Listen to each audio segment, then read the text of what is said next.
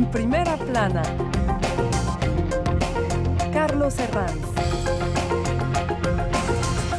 Bienvenidos en Primera Plana, un programa de Radio Francia Internacional y de France 24. Esta semana ponemos los focos de nuevo en Perú, un país que vive una crisis interminable 2 meses después. Para ello me acompañan 3 invitados en este estudio que ya les paso a presentar. Valerie Robán Acevedo es profesora de Antropología Social en la Universidad Paris-Cité. Bienvenida. Buenos días, Carlos. Guillaume Ascari, periodista independiente especializado en Latinoamérica. Bienvenido. Buenos días, Carlos. Y Lisel Quirós, historiadora especialista en América Latina de la Universidad Cergy París. Bienvenido. Hola, Carlos. Perú, la crisis interminable es nuestro asunto en Primera Plana. Perú sigue sumido en una convulsión social y política que no parece tener salida.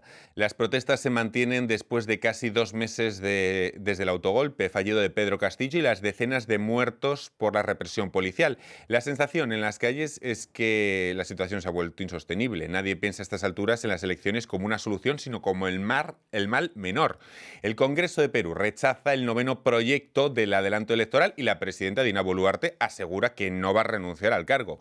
El clamor para unas elecciones anticipadas no es solo nacional. Organismos internacionales como la OEA han pedido que la llamada a las urnas se haga cuanto antes. Repasemos algunas portadas que nos deja la prensa. Diario La República recoge las declaraciones de la propia Boluarte. No voy a dimitir en medio de toda esta situación. New York Times ha llevado a su portada el llanto de una madre que ha perdido a su hijo de 15 años en las protestas. El diario Gestión trata otra deriva. Cómo esta crisis está afectando la economía del país. La crisis frena el descenso del riesgo país del Perú.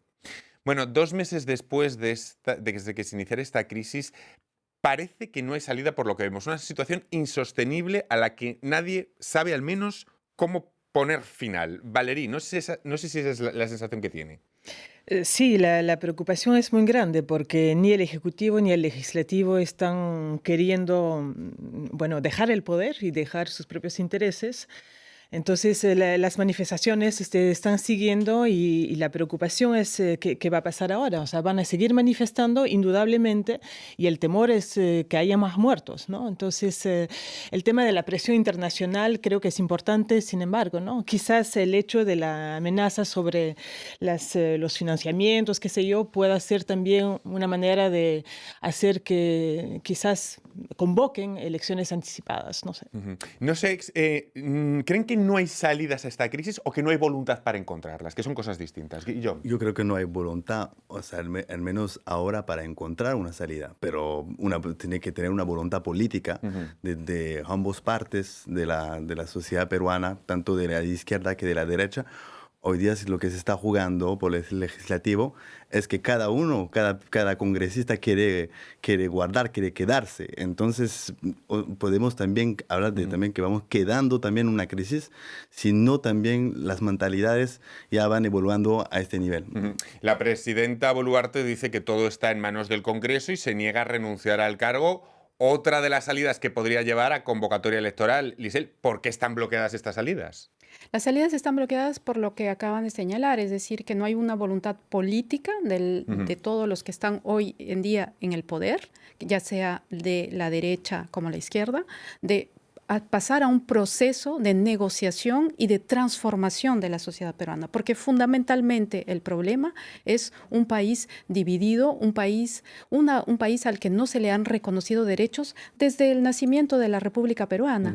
Entonces es algo tan importante como cambios que deben haber, que se necesita una verdadera voluntad, una voluntad de escuchar a los llamamientos de los peruanos y peruanas que no viven en Lima, que están en diferentes regiones del país, y una voluntad de integrarlos, probablemente como el proceso constitucional, como un ejemplo que se da siempre, ¿no? En comparación, el de Chile, por ejemplo, integrar verdaderamente a los pueblos originarios en las discusiones, a los grupos feministas, a todas y todos aquellos que hasta aquí no han participado verdaderamente en una constitución, en la constitución de una verdadera organización social distinta a la que hemos tenido hasta aquí. La decisión de un posible adelanto electoral está en manos del Congreso, que es una institución que es la peor valorada del país, con un 7% de aprobación según las últimas encuestas. Claro, si tiene tan poca aprobación de donde tiene que partir la decisión, pues en menudas estamos, ¿no, Valerie? Sí, Está muy totalmente. desacreditada ya la institución de por sí. ¿Cómo se Es- recupera esa está credibilidad institucional? Está totalmente desacreditada, pero eso tiene que ver ya en un mediado plazo, porque desde el 90, en la época Ujú, en que se llamaba la década de la antipolítica, como lo ujú. dijo de Gregory, estamos con un debilitamiento de los partidos políticos que más que todo hoy día en el Congreso son como grupos de intereses, a Claro. veces incluso con intereses mafiosos, que pasan proyectos de leyes por intereses privados y no para el interés común y colectivo. Ujú. Entonces, es cierto que una reforma institucional profunda es necesaria. Y esa probablemente, como lo decía Lisel, tenga que pasar por el tema de un nuevo pacto social que tiene que Ujú. ver con una nueva constitución. 130 congresistas que a estas alturas de crispación no se atreven a decir que quieren quedarse hasta 2026, fecha en la que acaba el mandato, pero ese es el mensaje que llega a la ciudadanía, que no entiende cómo no logran alcanzar un acuerdo. O sea, que ellos saben que es imposible quedarse tanto y al mismo tiempo bloquean para dilatar en el tiempo algo que es insostenible, que es, digamos, la cuadratura del círculo en esta situación, Sí, Lisel. exactamente. Es que necesitan un tiempo. No hay partidos políticos, como lo acaba de señalar Valerí, y al mismo son grupos de intereses, Ujú. lobbies organizados, pero que necesitan tiempo precisamente porque el único momento en que se organizan, digamos, de una manera institucional es para las elecciones. Y por eso necesitan un plazo de organización, porque en el estado actual de las cosas no va a haber partidos que se puedan presentar. Entonces hay esa parte y por la otra la urgencia de organizarse ya desde ahora mismo, porque no podemos esperar que sigan pereciendo personas, que sigan habiendo víctimas. Ya tenemos centenares de víctimas desde el diciembre del año pasado. Entonces, hay una urgencia y al mismo tiempo estos grupos políticos necesitan un tiempo para organizarse porque en temas económicos una campaña electoral no se lleva en 2 días, se tienen que solicitar muchos apoyos, son negociaciones también para organizar los partidos políticos, para hacer la campaña y eso es lo que hace que estemos en una cuadratura del Y círculo. de todas maneras, llegados a este punto, ¿creen que las elecciones serían la solución o es un mal menor que debe dar paso a otra cosa? Perú es una democracia enferma Ujú, ahora y hay un problema de liderazgo en ujú, la política. Hoy día, tanto si vemos Pedro Castillo, que a Keiko también durante las últimas elecciones contamos, ¿no?, con sus votos, los suyos, ujú. con su partido. No va más allá los votos que podría tener con más de 50%. Entonces creo que se necesita un cambio tanto al dentro de los partidos políticos y también ese nuevo contrato social que es muy importante con la sociedad peruana, con toda la sociedad peruana que no existe, pero desde años eso no es solo de ahora, pero esos 10 últimos años tenemos solo caso de corrupción, tenemos caso también en las elecciones regionales donde cada peruano va votando por su lista independiente. Entonces los partidos políticos principales en Perú ya suenan, pero también tienen influencia en Lima, en las grandes ciudades mayoritariamente, pero en lo demás de Perú no hay contrato con los otros, son grupos independientes. Le hemos preguntado si las elecciones serían una solución, un mal menor también, al embajador de Perú en Francia, Rolando Ruiz Rosas. Escuchen lo que nos ha respondido en nuestro programa Escala en París. La solución en cauce constitucional es el adelanto de estas elecciones frente a lo que es la aspiración probablemente central de la población, que es una renovación de la representación política actual. Bueno, sin duda en este momento la atribución de la reforma constitucional que conduzca al adelanto de elecciones está en manos del Congreso de la República y esperamos que esto pueda ser resuelto en los plazos que la población o la mayoría ha expresado interés en que así sea. Confiamos que la clase política en su conjunto tenga la madurez suficiente para encontrar una salida que atienda este interés y que desde el Ejecutivo la presidenta ha reiterado, por lo mismo afirmándose como un gobierno de transición, la importancia que se fije la reforma, que se establezca la reforma constitucional. Valéry, Lisel, Guillaume, entonces la pregunta es, ¿qué posibilidades habría de que entrara algo de renovación con unas nuevas elecciones? ¿O no hay? Creo que ¿Qué margen hay de que es que no se puede hacer una sola reforma. El Perú en estos momentos necesita unas reformas estructurales y globales. No solamente, la solución no son las elecciones. La solución es organizar al mismo tiempo juntas o movimientos independientes, colectivos, de participación ciudadana en general, para renovar esta clase política, para aportar, porque soluciones hay desde las diferentes regiones, desde las diferentes bases, hay soluciones, hay propuestas, hay muchas propuestas. Hoy día las redes sociales, aún en las redes sociales, vemos cómo la gente, los ciudadanos y ciudadanas de a pie están proponiendo, tienen soluciones. Se trata ahora de hacer un gran pacto de consenso global, reconociendo a todas esas vertientes políticas que se organizan en las calles, desde las calles, y no solamente desde el Congreso de la República con 130 personas. Pero hablaríamos de algo a largo plazo, pero en lo inmediato, en lo que se exige de adelanto electoral, también tendría que haber una solución parche, digamos, o algo... La de la organización, es decir, verdaderamente, yo creo que ahorita mismo la constituyente es la solución, porque va a apaciguar de alguna forma estas movilizaciones, va a permitir la expresión popular, va a permitir también de compensar el peso extraordinario que tiene el Parlamento hoy día en el Perú, porque los que gobiernan esencialmente hoy son los miembros, los congresistas, que todos tienen procesos de corrupción, que todos solamente velan por sus propios intereses. Entonces hay que ampliar esa base de ejercicio político. Por cierto, que más de 60 personas ya han muerto. Expliquemos también por qué esta violencia es solo la parte visible de una crisis que viene de lejos. No sé si hemos retratado lo suficiente la violencia, lo que es Lima y lo que es la que se ha producido en la periferia, porque hay zonas militarizadas como Puno, ¿no?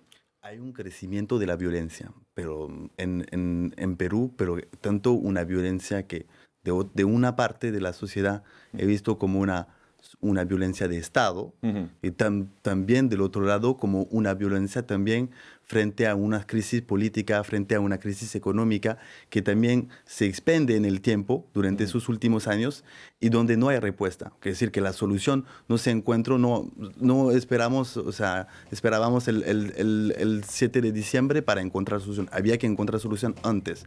Y lo que se estaba jugando justamente con Pedro Castillo era la constituyente. Y ahora vemos que ese es el tema en Perú. Constituyente o solución con una emergencia corta, a corto plazo, que son las elecciones anticipadas. Vamos a hacer una breve pausa en este punto, pero a vuelta vamos a intentar analizar los dos males de fondo del Perú, la corrupción y esa desconexión que existe entre Lima y la periferia. Va a ser a vuelta de pausa.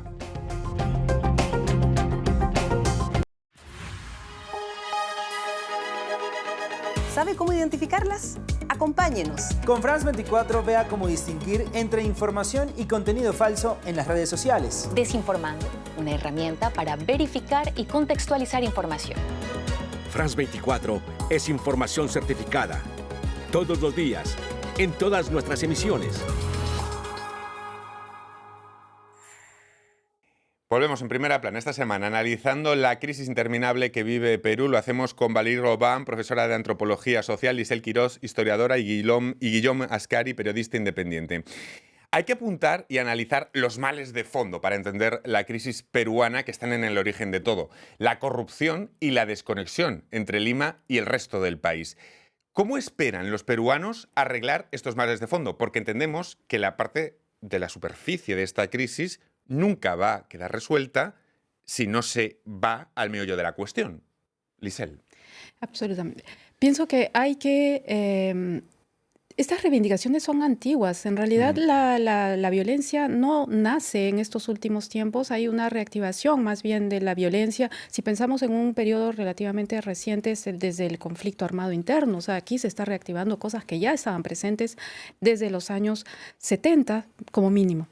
Entonces, ¿cómo solucionar este tema? Es equilibrando. Hay un gran desequilibrio, una verdadera macrocefalia del Perú.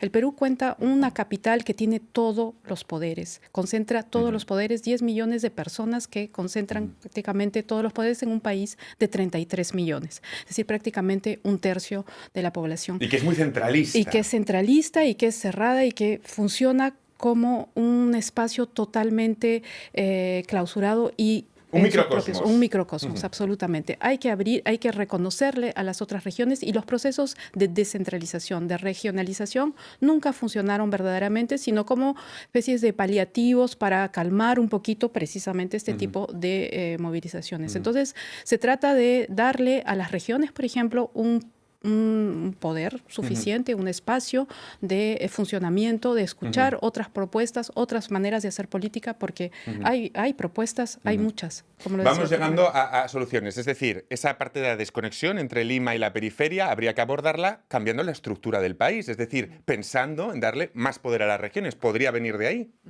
Valerie. Sí, y yo creo que también el tema de los 200 años de la República como promesa incumplida, digamos, sin embargo, no significa, o sea, la exclusión de esos sectores rurales, campesinos, provincianos, no significa, por lo tanto, que no haya propuestas desde ahí. Y ahora hemos visto durante estas manifestaciones, por ejemplo, en las redes sociales, en TikTok, que se están manifestando también propuestas políticas en quechua. Hay algo totalmente inédito también, donde se ve la gente hablar en los idiomas autóctonos, quechua, aymara, reivindicando no solamente una distinción, sino un pedido de inclusión ciudadana, ¿no? Y eso lo hacen desde sus idiomas en el espacio público como nunca se ha hecho. Y es cierto que el tema de la Asamblea Constituyente debe ser más inclusiva y recoger todas esas propuestas alternativas que vienen de la movilización local, porque no es porque la gente de repente no sabe leer y escribir que no tiene propuestas políticas y un pensamiento político complejo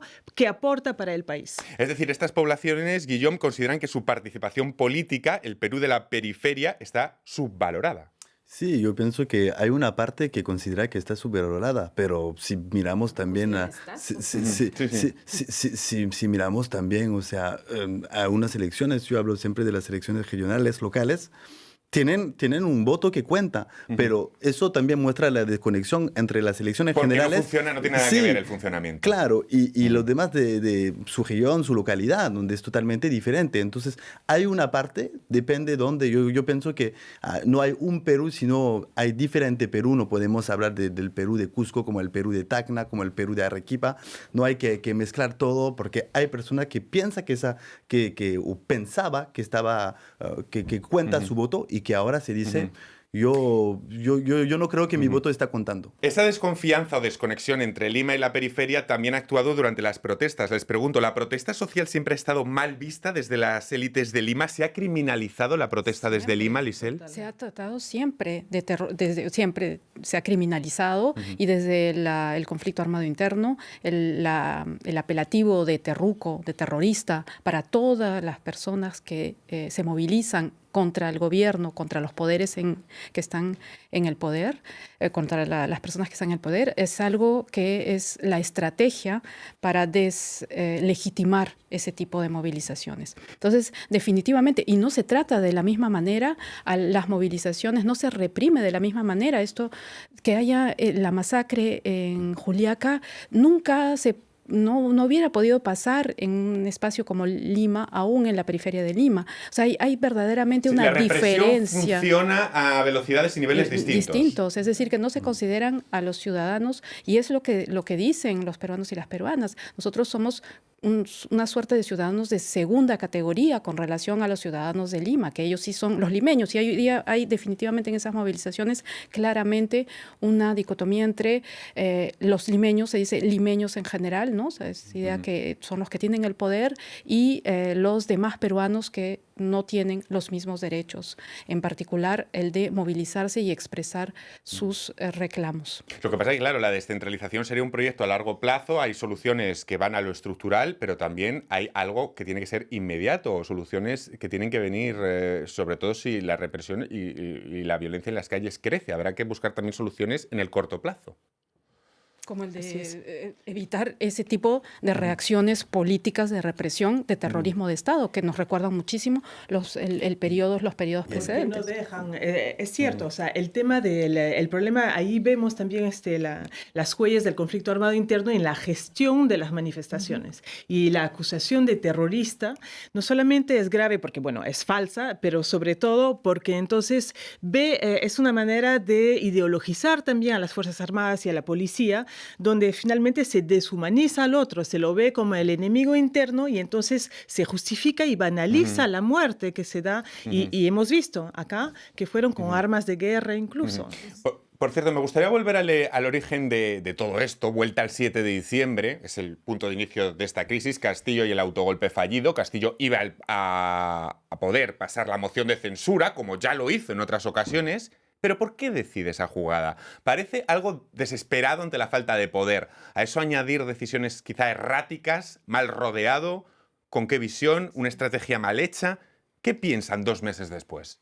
Yo sigo pensando que fue una jugada desesperada de llamamiento al pueblo en la situación de que estaba Pedro Castillo, que se consideraba completamente encerrado y que lo vio como la única alternativa. Muy mal asesorado, me parece, en las circunstancias de ese momento, pero que fue una jugada, la última carta que le quedaba política. Guillaume. Sí, yo comparto este punto de vista. También tiene una mala asesoría desde el principio. Tiene también, digamos, traición también al dentro de su partido, al dentro de su gobierno. Y también yo pienso que le impactó bastante y era su última carta. Es decir, si no la hago ahora, igual ahí me van a vacar del poder. Castillo dio esperanzas a toda esa gente que se había sentido en los márgenes, lejos de Lima, pero no sé si podemos decir que tuvo alguna vez la sensación de tener poder realmente. Bueno, tener poder real desde el inicio, desde que ganó las elecciones, de cualquier modo, la derecha y luego el Congreso le pusieron impedimentos para que pueda gobernar, de hecho. Pero también hay una ineptitud indudable también en la gestión del gobierno, porque ha habido también muchas desilusiones en el sentido de que, por ejemplo, la reforma agraria que él había propuesto, nunca hizo ningún proyecto sobre este tema de la reforma, que era un pedido central también de la población. Entonces, hubo una deriva en él, pero también hay una cosa que es que Perú lleva 6 presidentes en 4 años y que el Congreso peruano hace imposible ejercer el poder. Es decir, hay una cosa propia de la deriva del propio Castillo y hay otra realidad también que responde a la propia realidad de Perú. Y se mezclan ambas. Total, claro, y con una posición total, y yo creo que ningún presidente desde el inicio de la República ha tenido tanta presión y oposición sistemática de parte del Congreso que no lo ha dejado gobernar, eso es cierto. Que Castillo haya acabado como todos los demás presidentes peruanos, no vamos a recordar la famosa lista.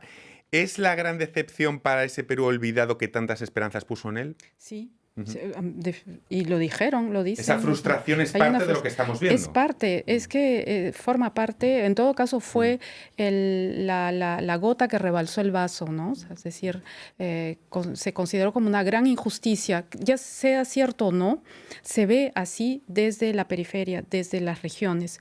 Se ha condenado a este presidente porque era un cholo que no venía del ámbito general, del establishment político, ¿no? Entonces se ve como una gran injusticia y como una especie de espejo donde se ven reflejadas estas personas. Entonces, por eso el estallido social, porque podemos hablar de un verdadero estallido social en Perú, nace de ese acto que se produjo. Hablamos antes de posibles soluciones a un Perú más descentralizado para conectar mejor al final y al cabo el Lima con la periferia. Claro, pero todos los males del país quizás sea la percepción y la educación sobre corrupción, porque por mucho que se descentralice, si la corrupción es de las entrañas, lo que vamos a hacer es descentralizar la corrupción.